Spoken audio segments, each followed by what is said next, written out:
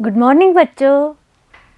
आज हम पढ़ेंगे कक्षा 8 विषय विज्ञान अध्याय 8 कोशिका संरचना एवं प्रकार्य भाग 1। मेरा नाम निशी अरोड़ा है और मेरे साथ हैं रामस्वरूप कुमार। प्यारे बच्चों, इस अध्याय में हम पढ़ेंगे कि कोशिका क्या होती है और इसकी संरचना कैसी होती है और इसके क्या क्या कार्य होते हैं।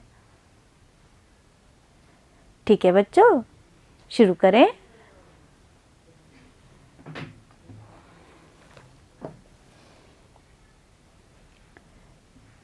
हमारे आसपास अनेक सजीव पाए जाते हैं।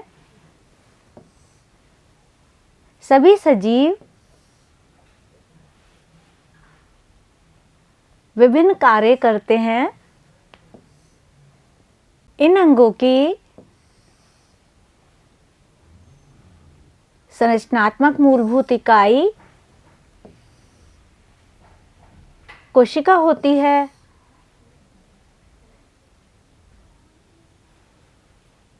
ये कोशिकाएं एक दूसरे से जुड़कर सजीव के शरीर का निर्माण करती हैं।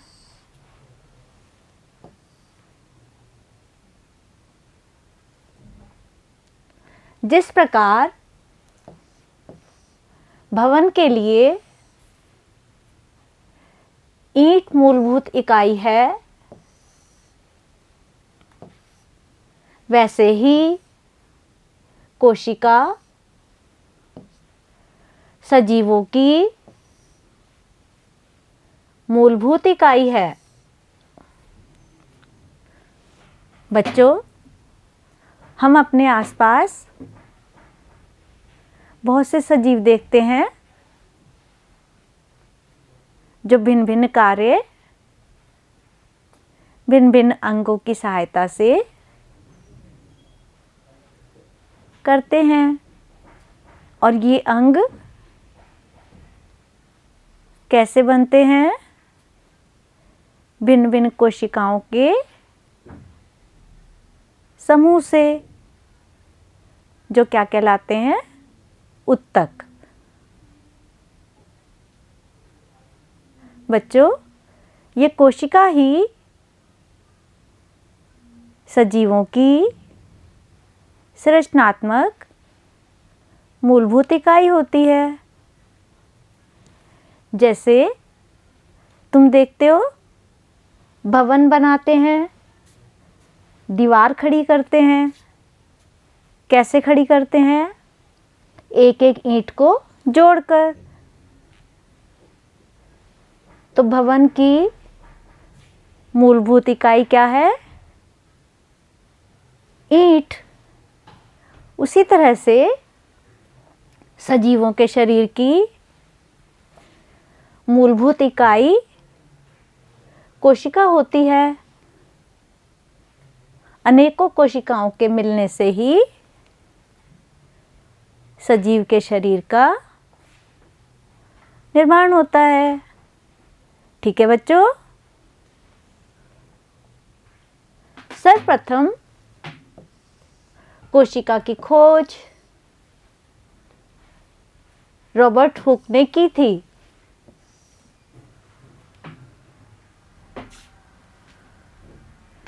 बच्चों, अब हम पढ़ेंगे कि एक कोशिक जीव और बहुकोशिक जीव क्या होते हैं। एक कोशिक जीव, जो जीव एक कोशिका के बने होते हैं, जैसे अमीबा, पैरामीशियम। एक कोशिक जीवों में एकल कोशिका ही सभी मूलभूत प्रकार्य करती हैं। बच्चों, तुम ये देख रहे हो, ये अमीबा, पैरामीशियम, ये एक ही कोशिका के बने हुए हैं। बच्चों, जैसे हम श्वसन, उत्सर्जन, भोजन का पाचन आदि भिन्न भिन्न कार्य करते हैं, कैसे हमारे शरीर के भिन्न भिन्न अंग अलग अलग कार्य करते हैं, लेकिन एक कोशिकीय जीवों में ये एक कोशिका ही ये सभी कार्य करते हैं। ठीक है बच्चों? बहुकोशिक जीव, वे जीव जिनका शरीर एक से अधिक कोशिकाओं का बना होता है। बहुकोशिक जीव में सभी कार्य विशिष्ट कोशिकाओं के समूह द्वारा किए जाते हैं,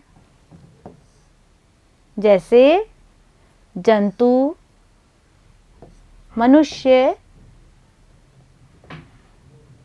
तो बच्चों, बहुकोशिक जीव क्या होते हैं? जिनका शरीर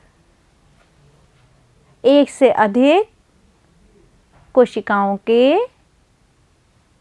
मिलने से बनता है, जैसे मनुष्य और जंतु।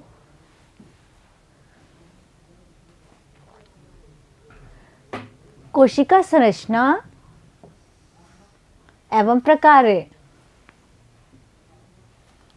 बच्चों, अब हम पढ़ेंगे कि कोशिका की संरचना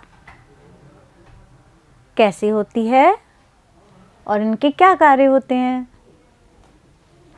कोशिका के 3 भाग होते हैं। नंबर 1 कोशिका झिल्ली, नंबर 2 कोशिका द्रव्य, नंबर 3 केंद्रक। बच्चों, इस चित्र में देखिए, सबसे बाहर की झिल्ली कोशिका झिल्ली कहलाती है। कोशिका झिल्ली और बीच में पाए जाने वाला केंद्रक के बीच में कोशिका द्रव्य होता है। ठीक है बच्चों?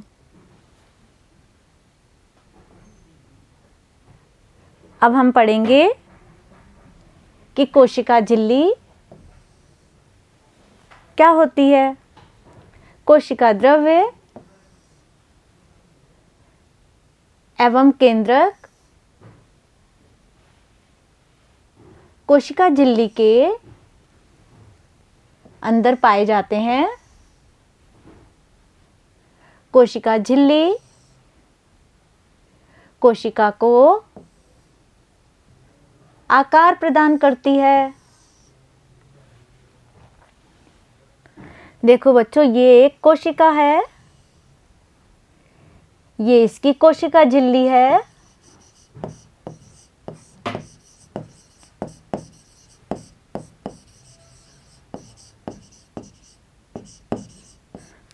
ये कोशिका झिल्ली कोशिका को आकार प्रदान करती है। और ये बीच में क्या पाया जाता है? केंद्रक।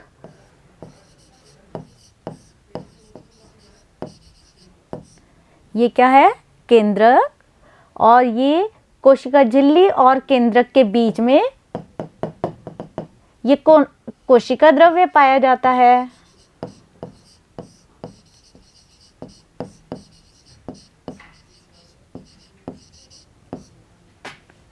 ठीक है। पौधों में कोशिका झिल्ली के अतिरिक्त एक बाहरी मोटी परत होती है जिसे कोशिका भित्ति कहते हैं।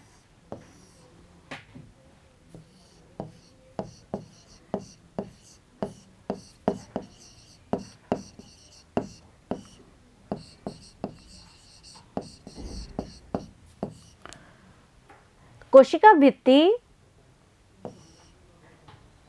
पौधों की कोशिकाओं की सुरक्षा करती है। बच्चों, ये कोशिका भित्ति जो कोशिका झिल्ली के बाहर पाई जाती है,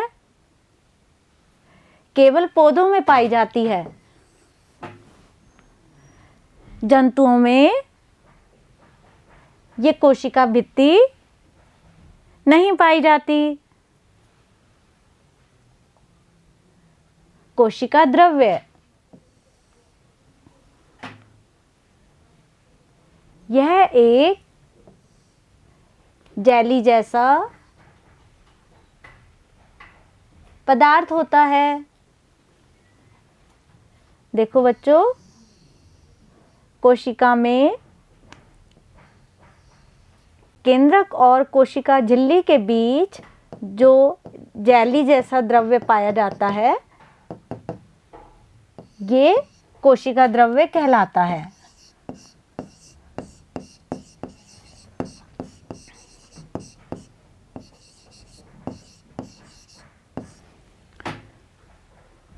जो कोशिका झिल्ली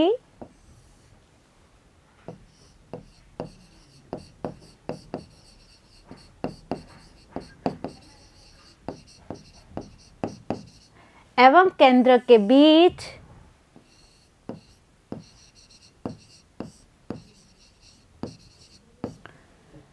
पाया जाता है। तो बच्चों, आप समझ गए ना? ये कोशिका द्रव्य है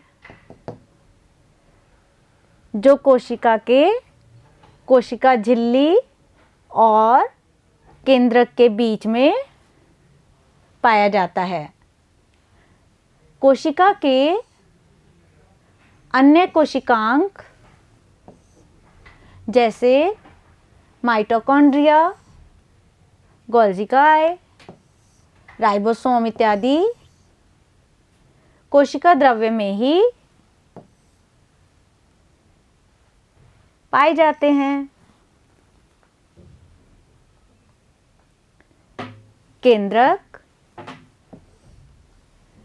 केंद्रक एक गोलाकार संरचना होती है तथा कोशिका के मध्य में स्थित होता है।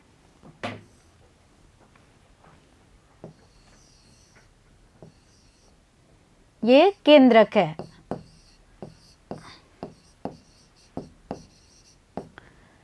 केंद्रक और कोशिका द्रव्य को केंद्रक झिल्ली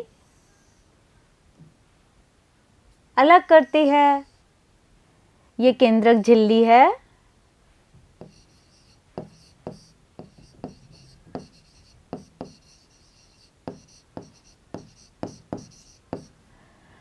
जो इस केंद्रक को और कोशिका द्रव्य को इनको अलग करती है। केंद्रक में धागे के समान संरचनाएं होती हैं जो क्रोमोसोम अथवा गुणसूत्र कहलाते हैं। यह जीन के धारक हैं तथा आनुवंशिक गुणों को जनक से अगली पीढ़ी में स्थानांतरित करते हैं। केंद्रक कोशिका के क्रियाकलापों का भी नियंत्रण करता है। बच्चों, केंद्रक जो है कोशिका का एक महत्वपूर्ण भाग है। केंद्रक में जो धागे के समान संरचनाएं होती हैं, ये गुणसूत्र या क्रोमोसोम कहलाती हैं, जिनसे माता पिता से गुणों का स्थानांतरण अगली पीढ़ी में होता है। ठीक है बच्चों। पादप कोशिका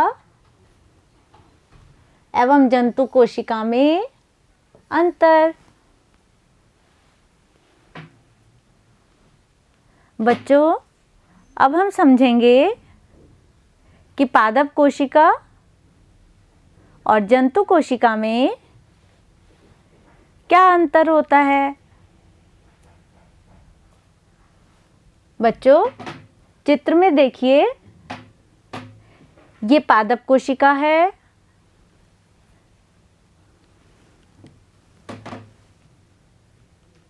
और ये जंतु कोशिका है। पादप कोशिका में कोशिका झिल्ली के बाहर एक मोटी परत पाई जाती है, जिसे कोशिका भित्ति कहते हैं। जंतु कोशिका में केवल कोशिका झिल्ली पाई जाती है, कोशिका भित्ति नहीं पाई जाती। पादप कोशिका में केंद्रक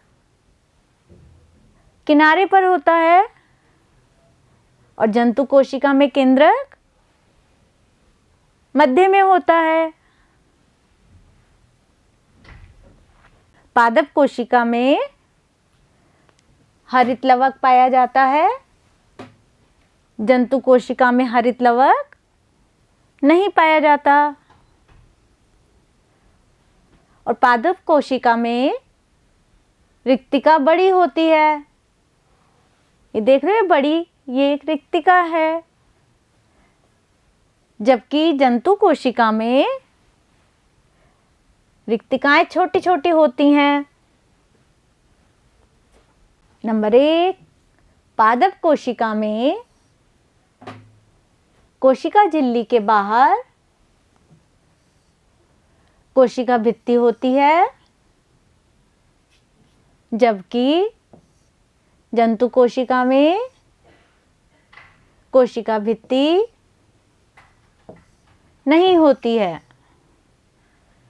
नंबर 2, पादप कोशिका में केंद्रक किनारे पर पाया जाता है,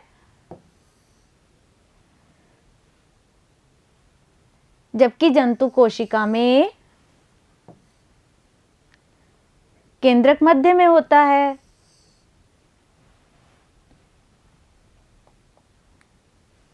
नंबर 3, पादप कोशिका में एक बड़ी केंद्रीय रिक्तिका होती है, जंतु कोशिका में अनेक छोटी छोटी रिक्तिकाएं पाई जाती हैं।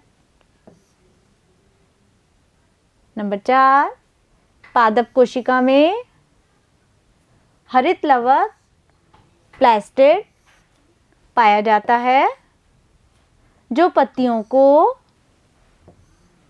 हरा रंग प्रदान करता है। जंतु कोशिका में हरित लवक नहीं पाया जाता। तो बच्चों, अभी हमने जाना कि कोशिका क्या होती है और पादप कोशिका व जंतु कोशिका में क्या अंतर होता है। तो पाठ का सारांश यहाँ पूरा होता है। भाग 2 में हम इसके प्रश्नोत्तर करेंगे। ठीक है बच्चों, धन्यवाद।